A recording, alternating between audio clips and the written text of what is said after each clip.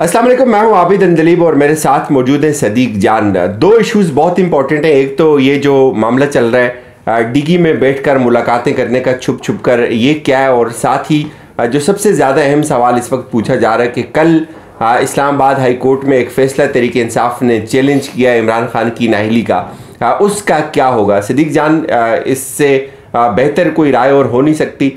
पहले तो सदीक जान आपका बहुत शुक्रिया। ये जो डिगी में बैठकर मुलाकातें करने की एक स्टोरी बड़ी वायरल हुई है, तो शहबाज शरीफ के हवाले से तो हम सुनते थे कि उनकी कमर में तकलीफ़ होती है, तो डिगी में वो कैसे बैठ जाते थे तकलीफ़ के बावजूद?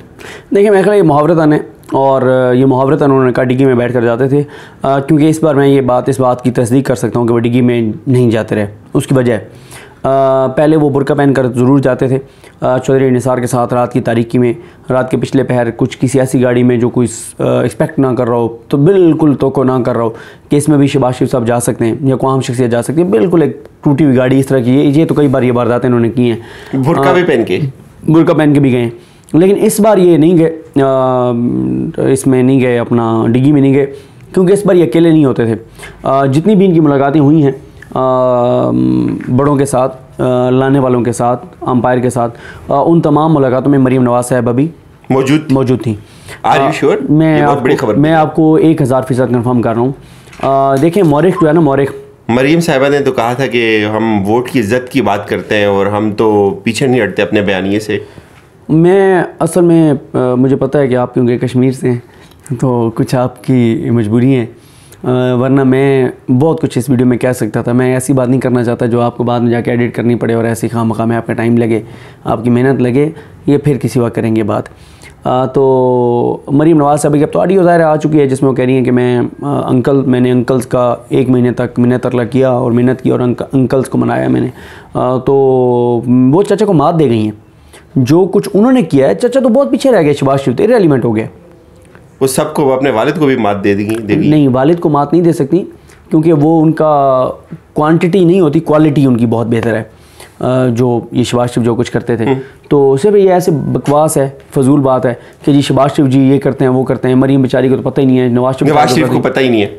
सब कुछ में जो है वो बिल रज़ा हुआ है, जो कुछ इनके साथ हुआ है, कुछ बिल जबर नहीं हुआ। ये इल्ज़ाम लगाएंगे बाद में बिल जबर हुआ, टेक्निकल बात कर रहे हैं, ठीक है। तो बिल रज़ा हुआ है इनके साथ जो हुआ है, इन्होंने अपनी मर्ज़ी से ये सारा कुछ किया है। और बाहर आगे रोला डालते थे कि इज़्ज़त भी तो बचानी है ना, महल्ले में इज़्ज़त भी तो रखनी। मरीम साथ जाती थी मुलाकात करने के लिए, मरीम नवाज़ साहब साथ जाती थी, और उसकी वजह मियाँ नवाज शरीफ बिल्कुल एतमाद नहीं करते शहबाज शरीफ पर। उनको ये लगता है कि गलत बयानी करते हैं, उनको लगता है कि बेहतर डील नहीं ले सकते, उनको लगता है कि बेहतर सौदा नहीं कर सकते, उनको लगता है कि ये सख्त बात नहीं कर सकते, उनको लगता है कि इनमें तपड़ नहीं है, उनको लगता है कि इनमें इतनी वो नहीं है। तो इसलिए वो मरीम नवाज़ साहब के साथ बेहतर है कि कैटेगोरिकल बात करो, दो टोक बात करो कि ये करना है या नहीं करना, ये करोगे तो हम ये करेंगे। तो इसलिए मरीम नवाज़ साथ जाती रही हैं।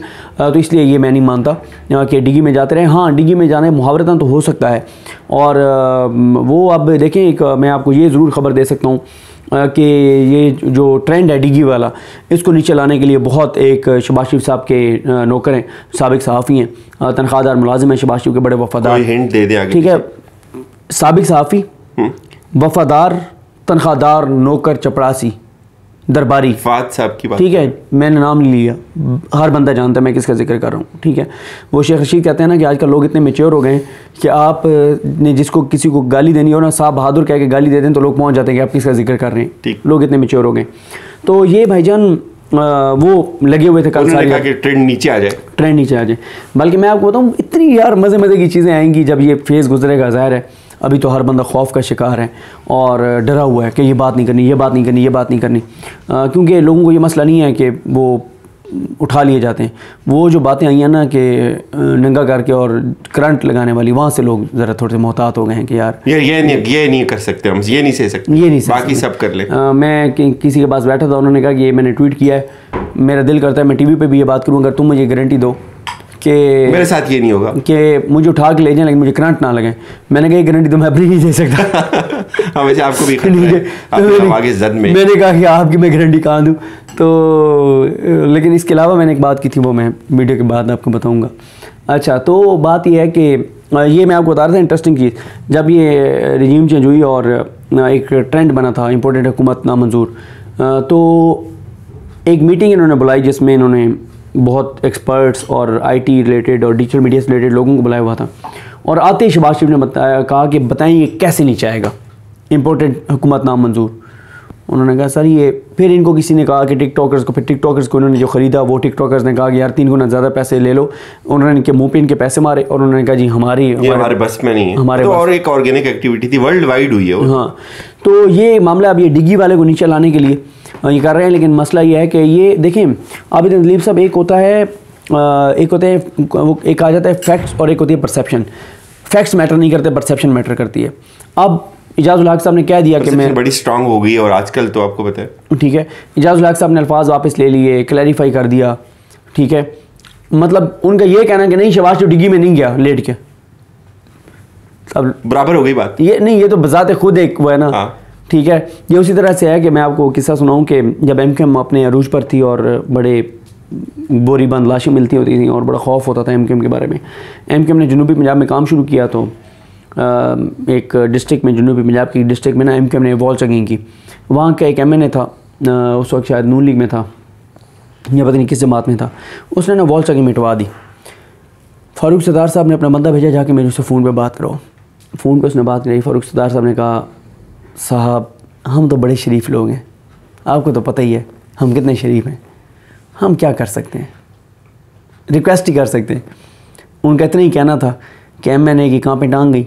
उसने कहा जी मैं अपने जेब से वॉल चेकिंग करवाऊँगा, मिटवाई मैंने नहीं है लेकिन अब मैं हाजिर कह दिए तो अब मैं हाजिर हूँ। ठीक है, और फिर उसने अपनी जेब से पैसे देके और वॉल चेकिंग करवाई। तो बात मेरा एक सवाल है सदीक जान, एक खबर बड़ी गर्दिश कर रही है, जो भी इन्फॉर्म्ड लोग हैं इस्लामाबाद के अंदर वो ये बात जानते हैं कि अगले 1-1.5 महीने में आपको पता है क्या होने वाला है, सबको पता है।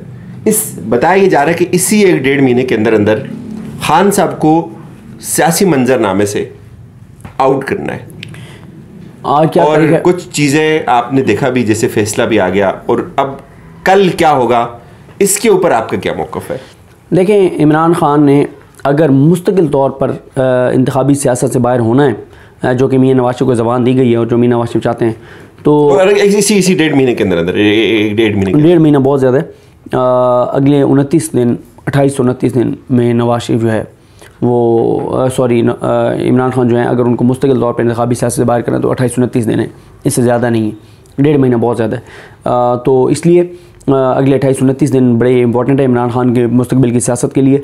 अगर इमरान खान ने इंतखाबी सियासत से बाहर होना है तो फिर आप देखेंगे इन्हीं दिनों में हो जाएंगे।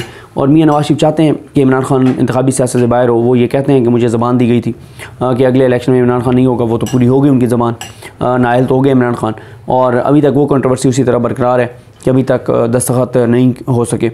तो ये क्यों नहीं हो सके, इसके बाद एक सवाल है मेरे पास। यार मेरी किसी से बात नहीं हुई इस मौजू के ऊपर भी कि क्यों नहीं हो सके, लेकिन ज़ाहिर है वो कंट्रोवर्सी तो वही चल रही है कि वो एग्री नहीं थे। और ये आपने भी ट्वीट किया था कि वो जल्दी में उन्होंने हेस्टी डिसीजन था, ये जल्दबाजी में उनको ये डिसीजन मजबूर किया गया इलेक्शन कमीशन वो इसलिए मजबूर किया, प्रेस कॉन्फ्रेंस होनी थी और PDM ने इजलास तलब कर लिया था। बहुत सख्त उस दिन वो प्रेस कॉन्फ्रेंस करने वाले थे और उस प्रेस कॉन्फ्रेंस को रुकवाने के लिए इमरान खान को नायल करवाया गया है। अगर इमरान खान नायल ना होते तो उन्होंने कहा जी हमारे सब्र का पैमाना लबरेज हो गया और हम खुलकर बात करने वाले हैं, तो उनको रोकने के लिए, उनका मुंह बंद रखने के लिए इमरान खान को जो है वो नायल करवाया गया। लास्ट क्वेश्चन, आपका बड़ा तजुर्बा है कोर्ट्स का, कल क्या होगा कोर्ट के अंदर? खान साहब को कोई इमीडिएट रिलीफ मिलता हुआ आपको नज़र आ रहा है? अगर ये सब कुछ स्क्रिप्टेड है तो उसको फिर आप कैसे देखते हैं? नहीं, अतरमिल्ला साहब स्क्रिप्ट ऐसा कभी भी नहीं हो सकते, लेकिन जितने ज़बरदस्त अंदाज से ये कार्रवाई डाली गई है, कल अगर इमरान खान साहब को कल के दिन ही रिलीफ मिल जाता तो मेरे लिए बहुत बड़ा सरप्राइज़ होगा। ये आप हैरान कुन बात कहने के मतलब है, इम्कानात इसके बहुत महत्व। देखें, 5 मेंबर्स का फैसला है ये इलेक्शन कमीशन का ये फैसला है, और एक के तो उसके ऊपर छाप ही नहीं लगी दस्तखत, तो वो खैर है, वो एक अलग चीज़ है। तो मेरे लिए ये बड़ा अनएक्सपेक्टेड होगा कि अतरमिल्ला साहब, और मेरे लिए बहुत हैरान कुन होगा कि अतरमिल्ला साहब कल इसको सस्पेंड कर देते हैं। मेरे ख्याल है कि वो जो एतराज़ात लगे हैं वो एतराज़ात दूर किए जाएंगे, या तो वो इमरान खान को वो जो थंब है उससे बायोमेट्रिक से उसे इस्तिस्ना दे देंगे और कहेंगे ठीक है कोई मसला नहीं, इस एतराज़ को हम दूर करते हैं, या वो कहेंगे कि नहीं जी बुलाएं इमरान खान को आके और जैसे सारे लोग करते हैं बायोमेट्रिक वो करें। आगे क्या होगा? और वही ना, और साथ ही वो जो है इस हवाले से मेरे ख्याल बेंच जो है वो बना देंगे और बेंच 2 रुकनी 3 रुकनी बेंच बनेगा और वो बेंच सुनेगा चाहे वो उनकी सरबराही में क्यों ना हो। अकेले बैठ के अतर मिनल्ला साहब जो है वो अगर इमरान ख़ान को कल रिलीफ दे देते हैं तो फिर मैं ये समझूंगा कि अतर मिनल्ला साहब ने ये इससे पहले उन्होंने बड़े जुर्रतमंदाना फ़ैसले किए हैं, लेकिन मैं कहूँगा कि ये सबसे बड़ा और जुर्रत वाला उनका फ़ैसला इसलिए होगा क्योंकि पाकिस्तान का बच्चा जानता है कि ये नाअहली किसने करवाई है और क्यों करवाई है। और अतर मिनल्ला साहब अगर इसके ऊपर इस तरह से स्टैंड ले लेते हैं और पहले दिन ही इसको सस्पेंड कर देते हैं तो ये उनका बहुत जुर्रत वाला होगा। लेकिन साथ उन्होंने ज़ाहिर है कुछ और चीज़ें भी देखनी है, जो मामला चल रहे हैं, तो हो सकता है वो इसको 3 रुकनी बेंच बना दें और 3 रुकनी बेंच जो है वो इसको सुने और वो सुनकर और इसके ऊपर फैसला करें। हाइपोथेटिकली स्पीकिंग, अगर in case hypothetically high court से इमरान खान को रिलीफ नहीं मिलता, what do you think about supreme court? Sir ji देखें, जब मामलात चल रहे हो ना आइन और कानून के मुताबिक तो फिर पेशगोई करना आसान होता है, राय देना आसान होता है, लेकिन जहाँ पे सूरत हाल जिस तरह से चल रही है तो कोई पता नहीं होता कि क्या हो रहा है, कुछ भी कहना कम। बहुत शुक्रिया आपका सदीक जान। ये बड़ी इंपॉर्टेंट इन्होंने बात की कि जब मुल्क के अंदर आइन और कानून के अकॉर्डिंग चीज़ें चल रही हों तो फिर तो किसी चीज़ को प्रिडिक्ट करना बहुत आसान होता है। ज़ाहिर जो एक्सपर्ट लोग होते हैं वो आपको बता रहे होते हैं कि यार क्या हो सकता है, आपका खुद भी थोड़ा सा किसी चीज़ को फोरकास्ट आप कर लेते हैं। जब ऐसा नहीं होता तो आपको किसी भी अनहोनी के लिए तैयार रहना चाहिए। इजाज़त दीजिए, अपना ख्याल रखिएगा, खुदा हाफिज़।